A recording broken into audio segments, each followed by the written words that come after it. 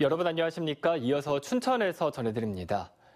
강원도 지역은 오늘 아침 설악산 기온이 영하로 내려가는 등 쌀쌀한 가을 날씨를 보이고 있습니다. 오늘 아침 지역별 최저 기온은 설악산 영하 1.7도, 향로봉 영하 1.1도, 춘천 3.7도, 원주 7.2도, 강릉 11.1도를 각각 나타냈습니다. 특히 내일은 기온이 더 내려가면서 대관령 등 산간 지역과 강원 내륙은 영하의 기온으로 올 가을 들어 가장 낮은 기온 분포가 예상되고 있습니다.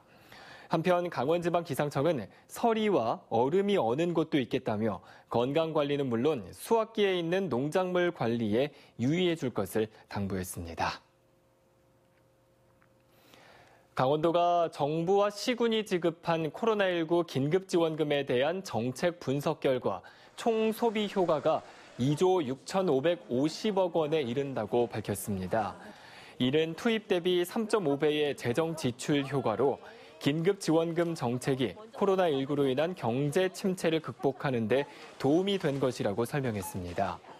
또 강원도 긴급생활안정지원금 지급 이후 소매 판매액 지수와 소상공인 매출 수준, 소비자 심리지수 등 각종 경기 지표가 전국 평균을 웃도는 등 개선됐다고 밝혔습니다.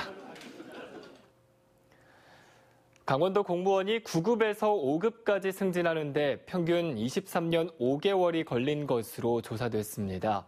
박재호 국회의원의 국정감사 자료에 따르면 강원도의 경우 9급 공무원이 5급 승진까지 걸린 기간은 23년 5개월로 전국 평균 25년 4개월보다 1년 11개월 빠른 것으로 나타났습니다. 이는 세종과 광주, 부산에 이어 네 번째로 빠른 겁니다. 박 의원은 동일 직급으로 승진하는 기간이 세종시와 전남의 경우 10년 7개월 차이가 난다며 행정안전부가 지방직 공무원 승진 소요 기간의 적정성 여부를 검토해야 한다고 밝혔습니다. 코로나19 사회적 거리두기 여파로 도내 영화관을 찾는 관객 수가 급감하면서 매출도 곤두박질 쳤습니다.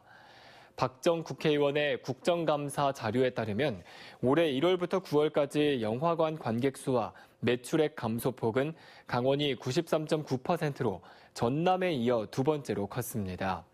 다만 코로나19가 본격화된 2월부터 9월 사이 전국 극장에는 49건의 확진자 방문이 확인됐지만 이로 인한 추가 감염 사례는 없었던 것으로 나타났습니다. 코로나19로 인해 전면 중단됐던 춘천 평생학습관 정기 교육 가운데 일부 과목이 온라인 비대면 단기 특강으로 다시 시작됩니다. 교육 과목은 스마트폰 활용과 엑셀, 동영상 제작과 노래교실, 중국어와 일본어 등 21개 과목으로 수강료는 무료입니다. 수강 신청은 내일부터 평생학습관 홈페이지에서 선착순으로 진행됩니다. 화천 지역 공공의료기관의 독감 무료 예방접종이 오늘부터 다시 시작됩니다. 화천군 보건의료원 사내보건지소는 생후 36개월 미만과 만 3세 이상의 취약전 어린이, 임신부에 대한 무료 접종을 재개합니다.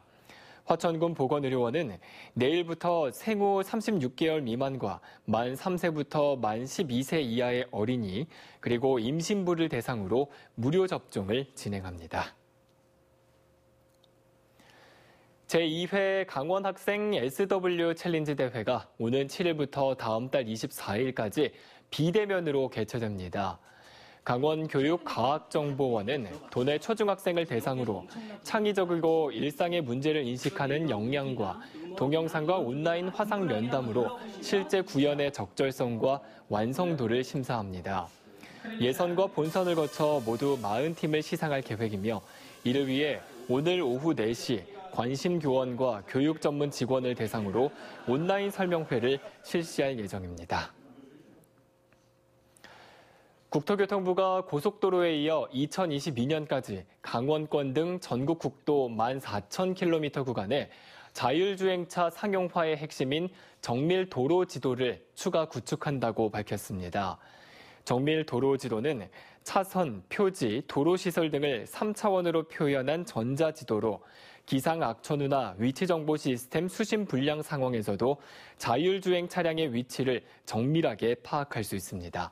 지금까지 춘천에서 전해드렸습니다.